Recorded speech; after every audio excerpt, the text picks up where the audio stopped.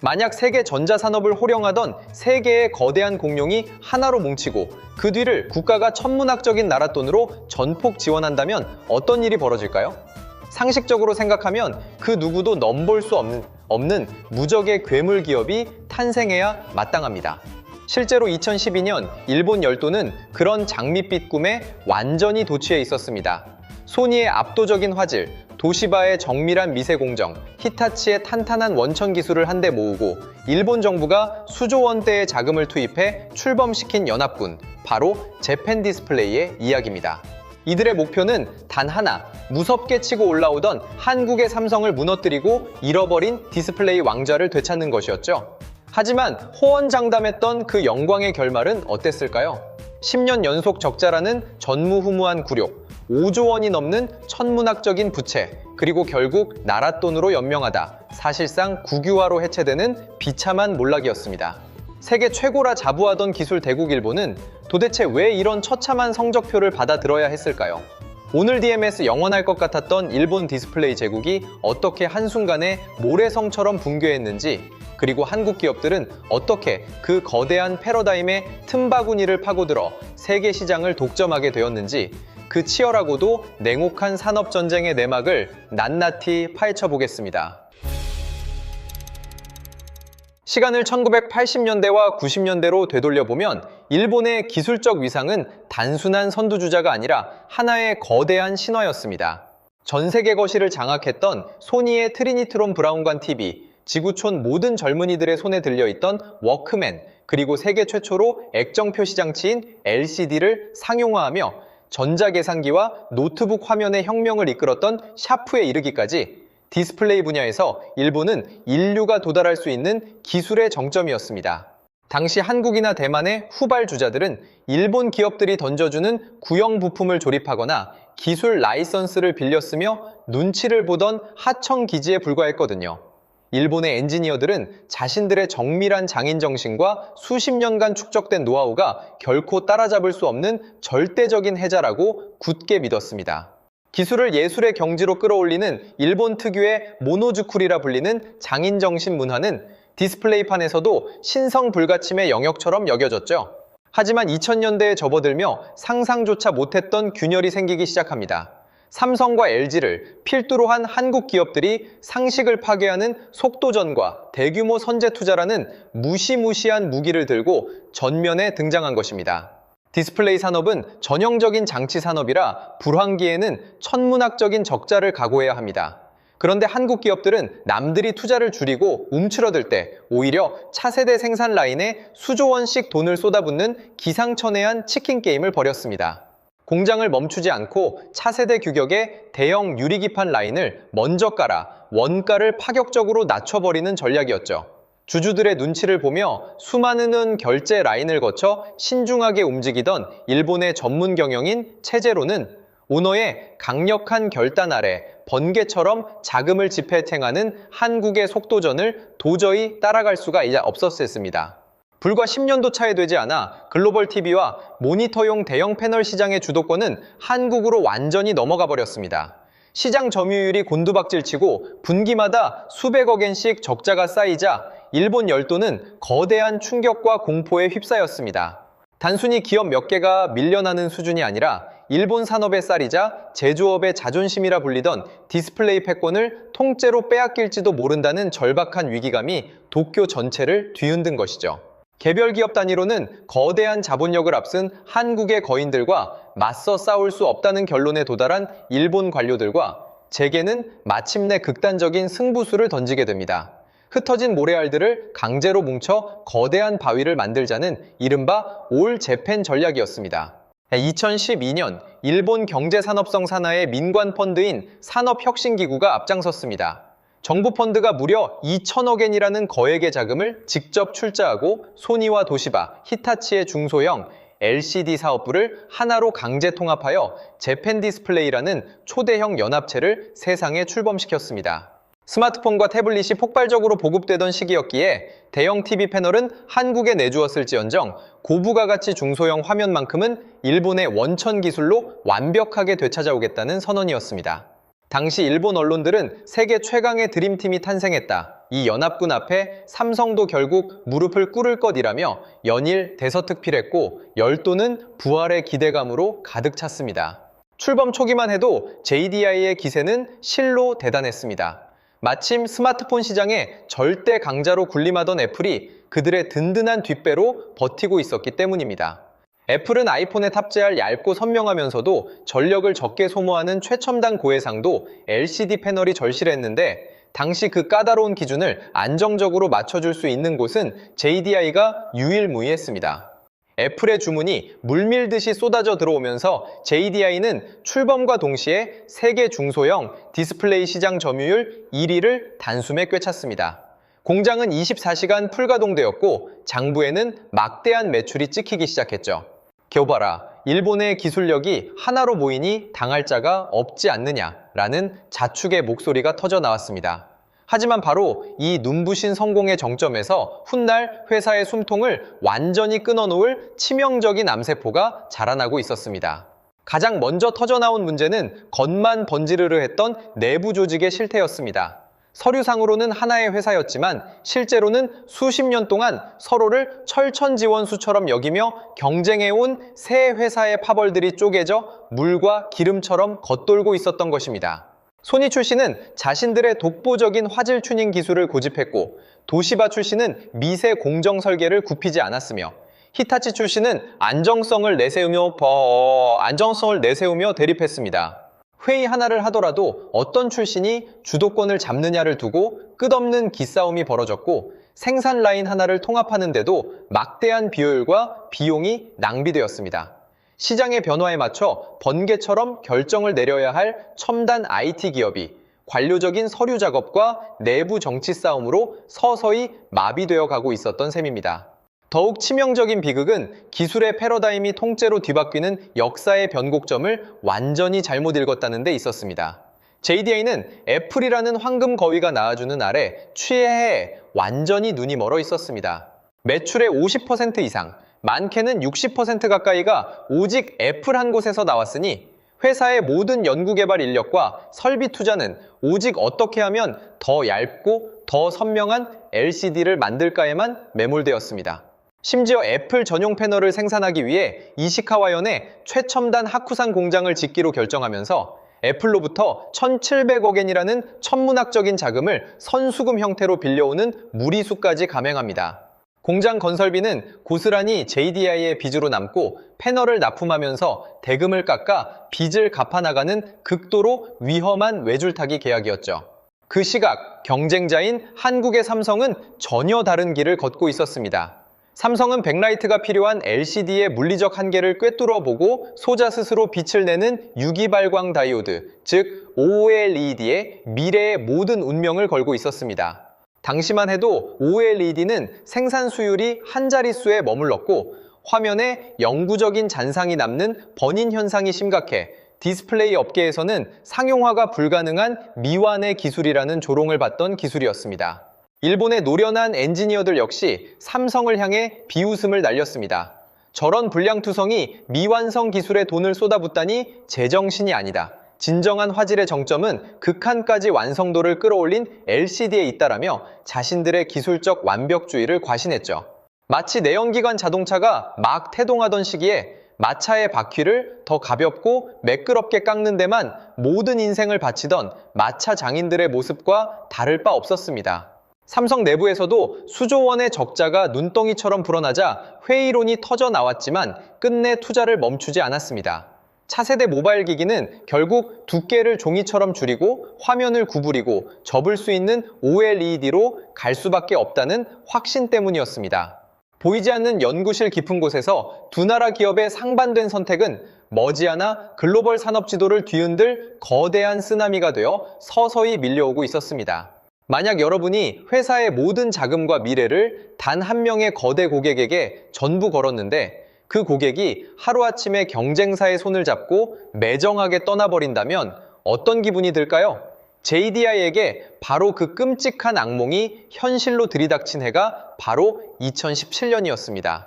스티브 잡스가 세상을 떠난 지 6년, 아이폰 출시 10주년을 기념해 전 세계의 이목이 집중된 무대에 팀 쿡이 걸어 나와 한 손에 새로운 플래그십 모델을 치켜들었습니다. 바로 세상을 발칵 뒤집어 놓았던 아이폰 X이었죠. 그 순간 도쿄의 JDI 본사는 그야말로 얼음물을 뒤집어 쓴 듯 차갑게 얼어붙었습니다. 애플이 자랑스럽게 발표한 핵심 스펙 중 가장 충격적인 한 줄, 슈퍼레티나 디스플레이라는 이름의 패널이 바로 액정이 아닌 유기발광 다이오드, 즉 OLED였기 때문입니다. 그리고 그 패널을 독점 공급하는 회사는 일본의 그 어떤 기업도 아닌 줄곧 기술이 미완성이라며 무시에 맞이 않던 한국의 삼성 디스플레이였습니다. 이 단 한 번의 선택으로 JDI가 위태롭게 지탱하고 있던 모든 기반이 와르르 무너져 내렸습니다. 앞서 애플의 까다로운 입맛을 맞추기 위해 무리하게 지었던 이시카와현의 하쿠산 공장이 순식간에 회사의 목을 조르는 거대한 덫으로 돌변했기 때문인데요. 애플로부터 1,700억엔이라는 거금을 선수금으로 당겼으며 아이폰이 팔릴 때마다 납품 단가에서 빚을 차감한다는 조건으로 지은 공장이었는데 정작 아이폰의 주인공 자리를 한국산 올레드에 빼앗기니 공장을 돌릴 이유 자체가 사라져버린 것입니다. 1조 7천억 원이 넘는 돈을 들여 번쩍거리게 지어놓은 최첨단 공장의 가동률은 순식간에 20% 밑으로 곤두박질 쳤습니다. 매달 수백억 원씩 빠져나가는 설비 감가상각비와 애플에 갚아야 할 원금 상환, 고지서는 매서운 부메랑이 되어 날아왔고 숨만 쉬어도 수천억 원의 적자가 장부에 찍히는 끔찍한 생지옥이 펼쳐졌습니다.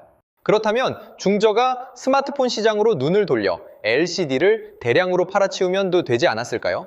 안타깝게도 글로벌 시장은 JDI에게 숨 쉴 틈조차 허락하지 않았습니다. 프리미엄 시장의 문이 닫히자마자 아래쪽에서는 상상조차 하지 못했던 또 다른 거대한 괴물이 입을 벌리고 있었기 때문입니다.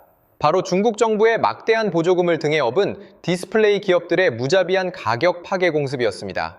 BOE, 티안마, 차이나스타 같은 중국 후발 주자들은 공장 건설비의 절반 이상을 국가로부터 지원받고 세금 혜택까지 싹쓸이하며 시장의 상식을 파괴하는 헐값에 패널을 쏟아내기 시작했습니다. 일본 장인들이 수십 년의 노하우를 갈아 넣어 100달러에 만들던 고해상도 패널을 중국 기업들은 성능 차이가 거의 없는 수준으로 40달러, 심지어 30달러에 후려쳐 시장에 뿌렸습니다. 글로벌 스마트폰 제조사들 입장에서 굳이 비싼 몸값을 자랑하는 일본산 패널을 고집할 이유가 완전히 사라져버린 셈이죠. 위에서는 한국의 초격차 올레드 기술에 가로막혀 발도 붙이지 못하고 아래에서는 중국의 무식한 물량 공세에 치여 완벽한 샌드위치 신세가 된 JDI의 성적표는 처참함 그 자체였습니다. 2014년부터 시작된 적자의 늪은 해가 갈수록 깊어져 매년 수천억 원에서 많게는 1조 원에 달하는 영업 손실이 꼬리를 물었습니다. 1년, 2년도 아니고 무려 10년 동안 단 한 번도 흑자를 내지 못하는 기네스북급 적자 행진이 이어진 것입니다. 자본은 순식간에 바닥을 드러냈고 당장 내일 부도가 나도 이상하지 않을 채무초과 상태에 빠졌습니다. 이때 구원투수로 등판한 것은 결국 일본 정부였습니다. 경제산업성사나 펀드인 INCJ는 일장기 디스플레이의 자존심을 결코 포기할 수 없다며 국민의 혈세로 수천억엔에 달하는 긴급 수혈을 단행합니다. 밑 빠진 독에 물을 붓는 수준을 넘어 이미 바닥이 산산조각난 항아리에 나랏돈을 쏟아붓는 기괴한 연명치료가 계속된 것입니다. 하지만 돈으로 메울 수 없는 더 깊은 쇠석은 내가 조직 내부에서 진동하기 시작했습니다. 벼랑 끝에 몰린 조직은 생존을 위한 뼈를 깎는 혁신 대신 추악한 도덕적 해이와 은폐를 선택했습니다. 경영진은 회사의 처참한 부실을 감추고 상장 폐지를 막기 위해 수백억엔에 달하는 재고 자산을 장부상에서 고의로 부풀리는 대규모 분식회계를 저질렀습니다. 심지어 회사의 자금을 관리하던 핵심 간부가 수억엔에 달하는 회사 돈을 횡령해 유흥과 도박으로 탕진한 뒤 극단적인 선택을 하는 등 기업의 윤리적 기강은 회복 불가능할 정도로 붕괴해 있었습니다. 외부에서 날고 긴다는 전문 경영인을 영입하고 구조조정을 하겠다며 요란한 기자회견을 열었지만 소니, 도시바, 히타치 출신이 팽팽하게 맞선 3파전의 파벌주의와 정부 관료들의 간섭 앞에서는 그 어떤 과감한 결단도 내려지지 못했습니다. 상황이 파국으로 치닫자 일본 정부는 또 한 번의 무리수를 던집니다. 올레드판에서도 기필코 일장기를 휘날리겠다며 소니와 파나소닉의 올레드 연구 부문을 떼어내 만든 합작사 JOLED를 JDA의 우산 아래로 끌어들인 것입니다. 이들이 내세운 비장의 무기는 기존 한국 기업들이 쓰던 고비용의 진공 증착 방식이 아니라 마치 종이에 잉크를 인쇄하듯 패널을 찍어내는 잉크젯 프린팅 기술이었습니다. 한국의 올레드는 제조 원가가 너무 비싸니 우리는 인쇄 방식으로 원가를 파격적으로 낮춰 단숨에 시장을 뒤집어지 없겠다는 호언장담이었죠. 일본 언론은 다시 한번 원천 기술의 승리라며 열광했습니다. 하지만 연구실 비커 안에서의 성공과 수만 장을 찍어내는 공장 라인의 현실은 완전히 달랐습니다. 잉크의 미세한 번짐과 불균일성을 해결하지 못해 수율은 바닥을 기었고 제품을 만들면 만들수록 빚더미만 눈덩이처럼 불어나는 재앙이 반복되었습니다. 이미 수조 원의 공적 자금을 허공에 날려버린 일본 정부도 더 이상 버틸 재간이 없었습니다. 결국 자존심을 굽히고 해외 자본에 회사를 통째로 매각하겠다는 결정을 내리게 됩니다. 대만의 폭스콘과 중국의 대형 투자 펀드들이 인수 의사를 밝히며 협상 테이블에 앉았지만 이 과정에서도 일본 특유의 관료주의적 족쇄가 발목을 잡았습니다. 국가 핵심 기술의 유출을 막아야 한다는 명분으로 정부가 사사건건 개입하며 까다로운 조건을 들이밀었고 지리멸렬한 줄다리기 끝에 지친 해외 투자자들은 하나둘씩 손을 털고 떠나버렸습니다. 마지막으로 남아있던 회생의 골든타임마저 헛된 자존심과 탁상 행정으로 날려버린 셈이었습니다. 이제 남은 것은 파멸을 향해 멈추지 않고 달려가는 시계추와 수조 원의 빚더미 위에서 껍데기만 남은 유령 기업의 비참한 최후뿐이었습니다. 결국 한계에 다다른 JDI는 생존을 위해 가장 뼈아픈 살점을 스스로 도려내는 비극적인 처분 절차에 돌입합니다. 회사의 자존심이자 심장이었던 핵심 자산들이 줄줄이 시장의 헐값으로 매물로 쏟아져 나온 것이죠. 수조 원에 달하는 거액을 쏟아부어지었던 이시카와현의 하쿠산 공장은 단 몇 년 만에 잿더미 같은 가격표를 달고 쪼개져 팔려나갔습니다. 공장 부지와 건물은 대만 폭스콘 품에 안긴 샤프에게, 정밀 생산 장비들은 돈을 빌려줬던 채권자 애플의 손에 헐값으로 넘어가며 처참하게 분해되었습니다. 한때 전 세계 디스플레이 시장의 표준을 제시하며 거들먹거리던 일본 최고의 최첨단 기지가 경쟁국과 외국 자본의 손에 넘어가 고철값에 정리되는 치욕적인 순간이었죠. 도토리, 히가시우라, 모바라 등 일본 열도 곳곳에 자리 잡고 있던 생산 거점들도 라인을 멈추고 문을 닫거나 인력을 대규모로 희망퇴직시키는 구조조정에 칼바람을 피하지 못했습니다. 국민들의 주머니에서 나온 5조 원이 넘는 천문학적인 공적 자금은 연기처럼 허공으로 사라졌고 시장의 냉혹한 심판을 받은 JDI는 결국 증시에서 퇴출당하는 수모를 겪으며 사실상 일본 정부의 손에 완전히 넘어가는 국유화 엔딩을 맞이하게 됩니다. 기술 혁신으로 세계를 선도하겠다던 원대한 포부는 온데간데 없이 정부의 산소호흡기에 매달려 숨만 겨우 붙어있는 만성 적자 좀비 기업이라는 초라한 꼬리표만 남게 된 것이죠. 찬란했던 과거의 영광을 되찾아오겠다며 일장기를 높이 들고 출범했던 국책 드림팀의 최후치고는 너무나도 허탈하고 쓸쓸한 몰락이었습니다. 그렇다면 일본이 불량투성이 장난감이라며 손가락질하던 올레드에 모든 것을 걸었던 한국은 어떻게 되었을까요? 결과는 우리가 매일 손에 쥐고 확인하는 그대로입니다. 삼성 디스플레이는 중소형 플렉서블 올레드 시장에서 독보적인 양산 수율과 초격차 기술력을 확보하며 전 세계 스마트폰 시장의 패권을 완벽하게 장악했습니다.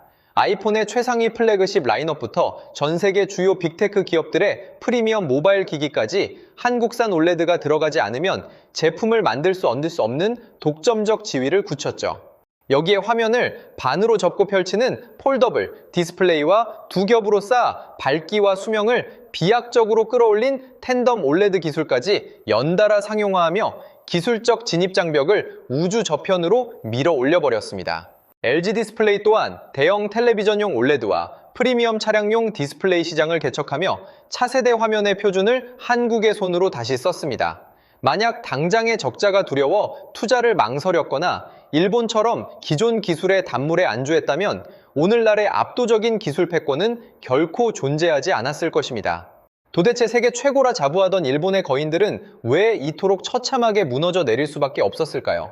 가장 뼈아픈 페이는 바로 위기 앞에서 아무도 책임지지 않는 기형적인 지배구조와 관료주의였습니다. 소니, 도시바, 히타치라는 세 개의 서로 다른 기업 문화와 이해관계가 뒤엉킨 합작회사는 겉으로는 거대한 연합군처럼 보였지만 실상은 중요한 순간마다 서로 책임을 떠넘기기에 급급한 모래성에 불과했습니다. 거대한 변화의 물결이 밀려올 때 신속하게 기존 사업을 버리고 새로운 기술로 갈아타는 과감한 결단은 강력한 오너십이나 단일한 리더십 없이는 결코 불가능한 일이었죠. 정부 관료들이 개입한 합작 법인은 위험을 감수하는 모험 대신 오직 실패하지 않기 위한 타협과 현상 유지에만 매달렸고 그 사이 시장의 시간표는 일본을 영원히 지나쳐버렸습니다. 또 다른 치명적인 덫은 자신들의 기술력에 대한 맹목적인 과신과 오만이었습니다. 일본 제조업을 세계 정상에 올려놓았던 장인 정신, 즉 모노주쿠리 문화가 역설적으로 그들의 눈과 귀를 가려버린 것입니다. 소비자가 진정으로 원하는 가치가 무엇인지, 세상이 어떤 방향으로 흘러가는지 내다보지 못한 채 자신들이 가장 잘 만들던 과거의 유물인 액정의 완성도를 극한까지 끌어올리는 데만 집착했습니다. 마차가 사라지고 자동차의 시대가 열리는 문턱에서 자동차의 엔진을 개발할 생각은 하지 않고 마차 바퀴를 더 완벽하게 깎는 기술에만 몰두하다가 시대의 뒤양일로 밀려난 셈입니다. 기술적 완벽주의가 시장의 필요와 단절되는 순간 그것은 더 이상 무기가 아니라 스스로를 가두는 감옥이 된다는 사실을 그들은 너무 늦게 깨달았습니다. JDI의 10년 잔혹사는 영원한 기술 제국도 영원한 1등도 존재하지 않는다는 냉혹한 시장의 진리를 여실히 증명합니다. 과거에 찬란했던 성공 경험에 도취해 변화를 거부하는 순간 아무리 거대한 공룡이라도 한순간에 멸종을 피할 수 없습니다. 멈추지 않고 스스로를 파괴하며 끊임없이 혁신하지 않는다면 오늘의 승자 역시 내일의 JDI가 될 수 있다는 서늘한 경종을 던져주고 있습니다.